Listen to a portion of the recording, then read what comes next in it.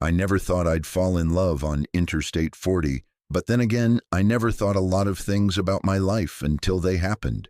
My name is Marcus, and I'm a photographer. Well, I call myself that now. Back then, 3 years ago, I was just a guy with a decent camera and a portfolio of wedding photos that all looked the same.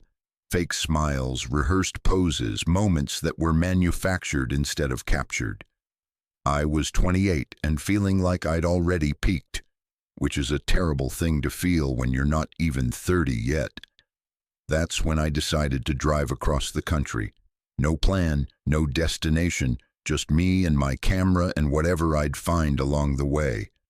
I posted on a rideshare app, looking to split gas costs, and that's how I met Silas. The first thing I noticed about him was his hands. Broad, calloused, with these long fingers that seemed too elegant for someone who drove an 18-wheeler for a living. He was leaning against his rig when I walked up to the truck stop outside Nashville, and he looked exactly like what you'd picture. Worn jeans, flannel shirt with the sleeves rolled up, boots that had seen better years. But his face, God, his face was different. Soft brown eyes that actually looked at you, really looked, and this quiet smile that made you feel like he was genuinely happy you existed. "Marcus?" he asked, and his voice had this rumble to it like distant thunder. "That's me, you're Silas. Guilty as charged." He extended one of those remarkable hands. "Thanks for keeping me company. Gets lonely out here sometimes." I shook his hand, and there was something in that moment, just the briefest flash of connection, that made my stomach flip. I told myself it was nerves. I told myself a lot of things that turned out to be lies. His truck was immaculate inside. I don't know what I expected, maybe fast food wrappers and that stale smell of someone living in a small space, but it was clean and organized. There were books wedged into a custom shelf, a small plant in a secured pot, and photographs taped above the passenger seat. Landscapes, mostly. Sunsets and mountain ranges and wide-open roads. "You take these?" I asked as I climbed in. "Yeah, nothing fancy, just phone pictures, but I like to remember the pretty places." "They're good," I said, and I meant it. There was something about the composition, the way he'd captured light, that showed an artist's eye even if he didn't know it. We pulled out of the truck stop, and for the first hour we made small talk. Where I was from, Boston. Where he was from, a tiny town in Montana I'd never heard of. What I did for work, what made him want to be a trucker. He said he liked the freedom, the solitude, the way the road kept changing. I understood that more than I wanted to admit. But then something shifted. We were passing through the Smoky Mountains, and the late afternoon sun was doing that thing where it turns everything golden, and Silas suddenly pulled off at an overlook. "What's wrong?" I asked.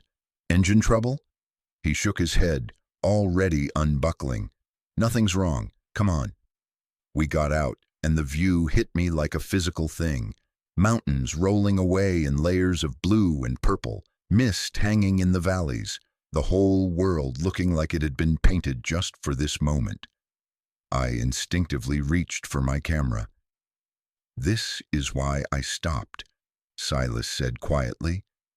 He was standing next to me, close enough that I could feel the warmth radiating off him.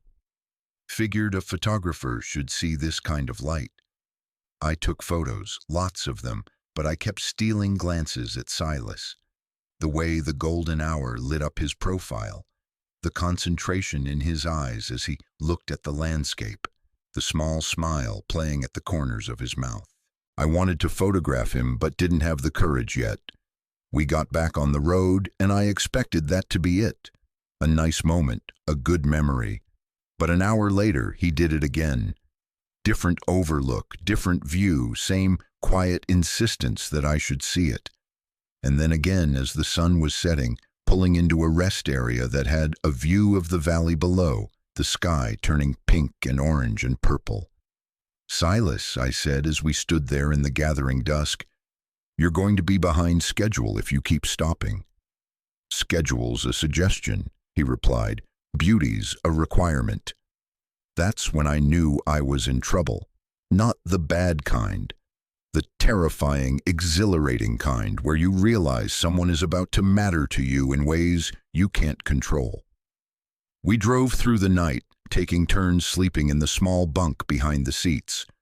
The truck's engine created this steady rumble that should have kept me awake, but instead felt like a heartbeat, rhythmic and reassuring.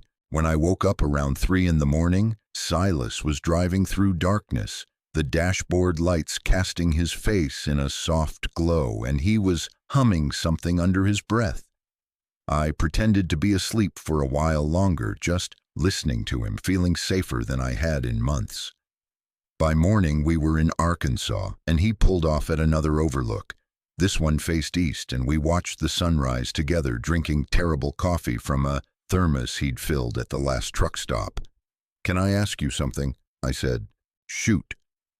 "Why are you really doing this? The stops, I mean. It's not just about me getting good photos." Silas was quiet for a long moment, watching the sun clear the horizon. My dad was a trucker too. When I was a kid, maybe 8 or 9, he took me on a run with him during summer break, and I remember being so bored at first.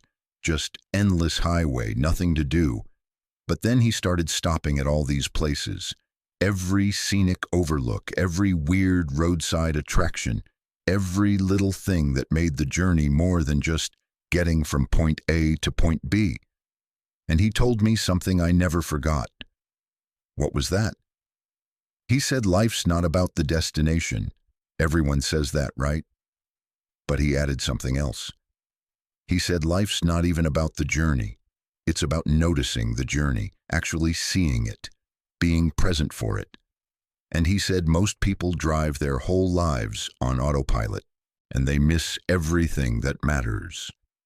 I felt something crack open in my chest. That's beautiful. He died when I was 17, heart attack, sudden, no warning, and I realized he'd been teaching me how to live the whole time, and I'd been too young to understand it fully. So now I drive his routes, and I stop at the places he would have stopped, and I try to notice everything. He turned to look at me then, and his eyes were so earnest it hurt. And when I saw your profile said you were a photographer, I thought, here's someone who gets it, someone who sees things. I wanted to make sure you saw everything. I couldn't speak. I just nodded and looked away, because tears were threatening and I barely knew this man, except I did know him, somehow, in the ways that mattered. We drove on. Oklahoma passed in a blur of plains and big sky. Silas pointed out things I would have missed. A hawk circling over a field, an old barn with the most perfect weathered wood, a stretch of wildflowers that turned the roadside purple. Every few hours he'd pull over and we'd get out, and I'd take pictures while he stood nearby, usually quiet, sometimes offering observations that showed how carefully he looked at the world. "See how the fence line leads your eye right to that tree?" he'd say. Or, "Wait for it, the light's about to hit that water tower just right." He understood composition instinctively, the way some people understand music. We started talking more, real talking, the kind where you share things you don't usually share. I told him about my failed engagement to a woman named Sarah, how I'd tried so hard to be what everyone expected, how it took me until I was 26 to admit I was gay, and even then, I'd only come out to a handful of people. My parents still didn't know, probably suspected, but we maintained this careful fiction. "That sounds exhausting," Silas said. "It really is. For what it's worth, I think you're brave. Coming out is brave whenever you do it, however you do it." "When did you come out?" I asked. 17. Right after my dad died, actually. Figured life was too short to lie about who I was. My mom struggled with it at first, but she came around. Small town, though, so I got out as soon as I could. The road doesn't judge you. Lonely, though. Sometimes, he admitted, but I've gotten good at being alone. Maybe too good. There was something in the way he said it that made me want to reach across the space between us and take his hand. I didn't. Not yet. By the time we hit New Mexico, we'd developed this comfortable rhythm. We'd drive for a few hours, stop somewhere beautiful, talk or not talk, then drive some more. Silas let me choose the music sometimes, and I introduced him to artists he'd never heard of, while he played me classic country that I pretended to hate, but secretly enjoyed. We ate at diners and truck stops, and Silas knew all the good ones, the places where the coffee was actually drinkable and the pie was homemade. One night, we stopped at a rest area in New Mexico that had picnic tables overlooking a vast emptiness of desert. The stars were incredible, more than I'd ever seen, and we lay on our backs on one of the tables looking up. I could photograph this forever and never capture what it actually feels like, I said. Maybe that's okay. Maybe some things are just for experiencing. The photographer in me hates that. The human in you knows I'm right. I turned my head to look at him, and he was already looking at me, and the space between us felt charged with something electric and terrifying. I could have kissed him then. I wanted to, but fear held me back, that old familiar fear of wanting something too much, of risking rejection, of changing something that was already perfect. We kept driving. Arizona brought red rocks and impossible sunsets. Silas stopped at every single overlook, sometimes staying for just a few minutes, sometimes for an hour. He never seemed impatient, never checked his phone anxiously, or worried about his delivery schedule. He existed in this pocket of presence that I envied and admired. "Don't you ever stress about time?" I asked him once. "Sure, but I've learned that stress doesn't actually make you faster. It just makes you miserable while you're being slow, so I'd rather be slow and happy." "That's very zen." "That's very therapy," he corrected with a grin. "I see someone, twice a month, video calls. Best thing I ever did for myself." I loved that he said that so casually, without shame or hesitation. It made me want to be braver, too. We were in California when things shifted again. We'd been on the road for almost a week, and Silas's delivery was scheduled for the next day in Los Angeles. Our time together was running out, and I could feel both of us getting quieter, more careful, like we were trying not to break something fragile. He pulled off at an overlook on the Pacific Coast Highway. The ocean stretched out forever, gray-blue and vast, and the late afternoon light was doing incredible things to the water. I took photos, but my heart wasn't in it. I was too aware of Silas standing behind me, of the fact that tomorrow we'd say goodbye and I'd probably never see him again. "Marcus," he said quietly. I lowered my camera and turned around. He was closer than I expected, close enough that I could see the flecks of gold in his brown eyes. "I need to tell you something," he continued. "And I'm probably going to mess this up because I'm better with silence than words, but I'm going to try anyway." My heart was hammering. "Okay. This week has been the best week I've had in years, maybe ever, and it's because of you, the way you see things, the way you talk about light and composition and moments, the way you laugh at my terrible jokes, the way you fell asleep in the passenger seat with your mouth open, and I wanted to take a picture but didn't because that felt creepy. I laughed despite my nerves. It would have been a little creepy, right? But here's the thing. I keep stopping at these overlooks, and yeah, it's because I want you to see beautiful things, but it's also because I'm not ready for this to end. Every stop is me buying more time with you. Every view is an excuse to stand next to you for a few more minutes. And tomorrow, when we get to LA, I'm going to have to let you go, and I don't want to." I couldn't breathe. "Silas, you don't have to say anything. I just needed you to know. I needed you to know that you mattered, that this mattered." "I'm terrified," I said, the words tumbling out. "I'm terrified because I feel the same way, and I don't know what to do with that. I don't know how this works. You live on the road, I live in Boston. We met on a rideshare app. This isn't how things are supposed to happen." Says who? Says everyone. Says every reasonable part of my brain. And what does the unreasonable part say? I looked at him, really looked at him, this man who'd spent a week showing me beauty and teaching me presence and making me feel seen in ways I'd never experienced. The unreasonable part says, kiss me before I lose my nerve. So he did.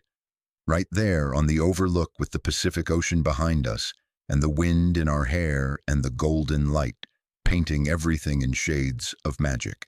He kissed me like I was precious, like I was something worth stopping for, and I kissed him back like I was trying to memorize the moment, to capture it more completely than any camera ever could. When we finally pulled apart, we were both grinning like idiots. So what now? I asked.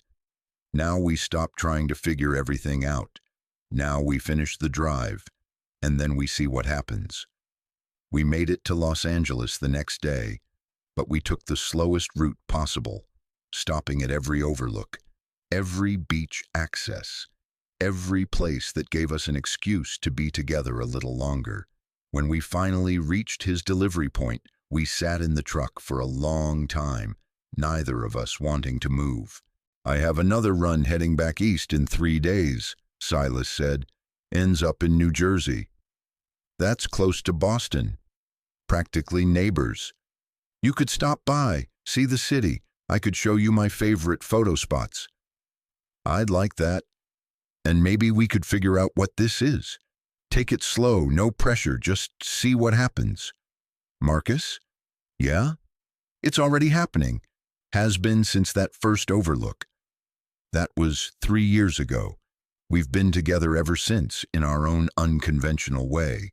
Silas still drives his routes and I still take photos, but now I ride with him whenever I can. We've driven across the country 14 times together. We've stopped at hundreds of overlooks. I've built a whole portfolio of landscape photography that's actually getting recognition, getting published, getting exhibited. But more than that, I've learned what Silas's father knew. Life is about noticing, being present, seeing the beauty that's always there if you just stop long enough to look.